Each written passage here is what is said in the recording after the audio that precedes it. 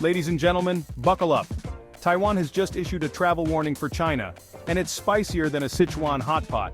You know things are getting serious when your neighbor starts putting up "beware of dog" signs, except in this case, the dog is a superpower with a penchant for saber rattling. It's like Taiwan is saying, hey folks, maybe hold off on that Great Wall selfie for now. The wall's great, but the political climate, not so much. Taiwan's Mainland Affairs Council has raised the alert level. It's gone from exercise normal precautions to reconsider travel. Next level? Probably run for the hills or learn to swim really fast. The timing of this warning is about as subtle as a dragon dance in a china shop. It comes hot on the heels of Beijing flexing its muscles and making threats that would make a WWE wrestler blush. They're talking about die-hard Taiwan independence supporters like they're discussing a bad case of athlete's foot. We must resolutely punish them, Beijing says. Now you might be thinking, John, isn't this all a bit dramatic? Well, my friend, welcome to the soap opera that is international relations. Pass the popcorn, because this show is just getting started. Cross-strait relations. It's like a long-running sitcom where the two main characters clearly have feelings for each other, but can't seem to make it work. Taiwan and China are the Ross and Rachel of geopolitics, except with more missiles and fewer "we were on a break" arguments. Their relationship status is perpetually set to "it's complicated," and boy, do they live up to that description. Taiwanese government official? On one side we have Taiwan, an island nation that's been doing its own thing since 1949. They've got democracy, they've got bubble tea, they've got a president who doesn't mince words.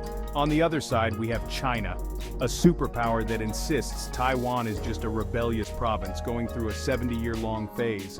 It's like a parent refusing to accept their adult child's life choices. No, you're not a country. It's just a phase, you'll grow out of it. But wait, it gets better. Despite all the tension, despite all the threats, these two still have a bizarrely close economic relationship. It's like watching divorced parents trying to co-parent, but the child is billions of dollars in trade. Taiwan invests in China, China buys from Taiwan, and everyone pretends this isn't weird at all. It's economic cooperation with a side of existential threat. Talk about a spicy business partnership. Now let's dive into the meat and potatoes of this travel warning, shall we? Taiwan isn't just saying, hey, maybe reconsider that trip to the Forbidden City. No, they're painting a picture of China that's about as inviting as a dentist appointment on your birthday. The warning talks about the risk of arbitrary detention, which is a fancy way of saying you might go for dim sum and end up in a cell. It's like playing geopolitical roulette, but instead of losing money, you lose your freedom. Fun times. Taiwanese government official. But why now? Why is Taiwan suddenly acting like that overprotective parent who won't let you go to the sketchy part of town? Well, it turns out China's been flexing its muscles harder than a bodybuilder at Venice Beach. They've been conducting military exercises, flying planes near Taiwan, and generally being about as subtle as a bull in a china shop. The warning also mentions the possibility of China invoking its so-called anti-secession law. Essentially, it's China's way of saying if you even think about declaring independence, we're coming over, and we're not bringing snacks. It's a law that gives China the legal framework to use force against Taiwan if it formally declares independence. But here's the kicker. Despite all this tension, despite the warnings and the threats, people are still traveling between Taiwan and China. It's like watching someone walk a tightrope over a volcano while juggling flaming torches. The warning is Taiwan's way of saying, look, we can't stop you from going, but don't come crying to us if you end up in a political pickle. Section 5. Diplomatic dance, Taiwan's tiptoe through the tulips. Let's talk about Taiwan's diplomatic dance, shall we? It's a performance that would make even the most seasoned ballerina dizzy. Taiwanese government official. On one hand, Taiwan needs to assert its autonomy and protect its citizens. On the other hand, it can't afford to antagonize China too much.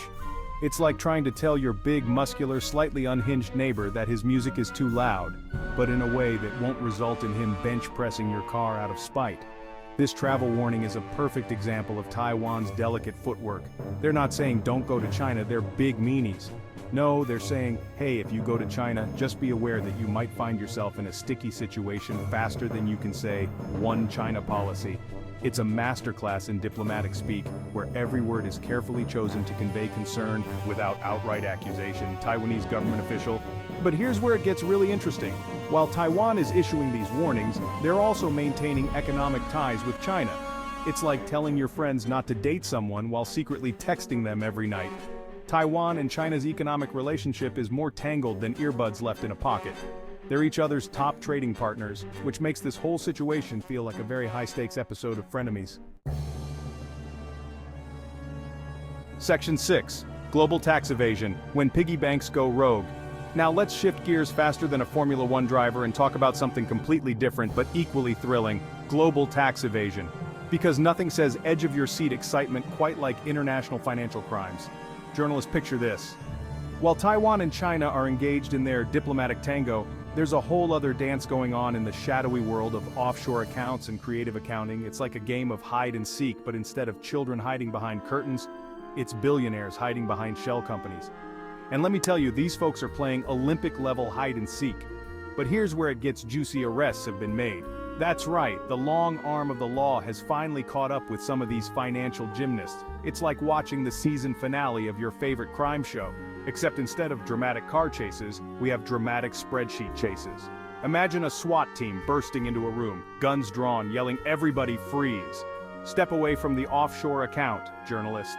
These arrests are sending shockwaves through global financial systems, and in a region already tense with political drama, it's like adding pop rocks to a shaken soda bottle. Section 7. Arrests heard round the world, a very expensive game of hide and seek. Let's dive deeper into these arrests, shall we? Because nothing says global scandal quite like rich people getting caught with their hands in the cookie jar, or in this case their hands in several cookie jars spread across various tax havens.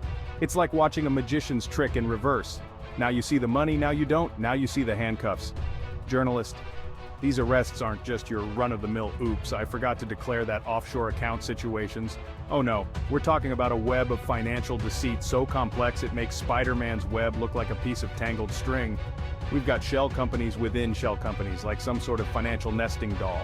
It's enough to make an accountant's head spin faster than a ceiling fan in a heat wave. Defendant.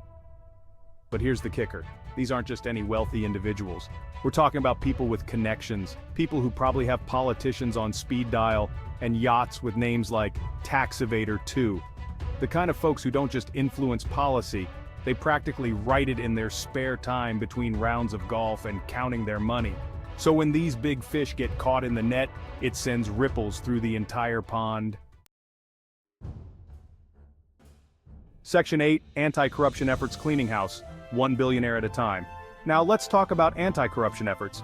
Because nothing says fun times quite like government agencies trying to catch people who think rules are more like gentle suggestions. It's like watching a cat trying to catch a laser pointer, except the laser pointer is a billion-dollar slush fund, and the cat is wearing a suit and tie.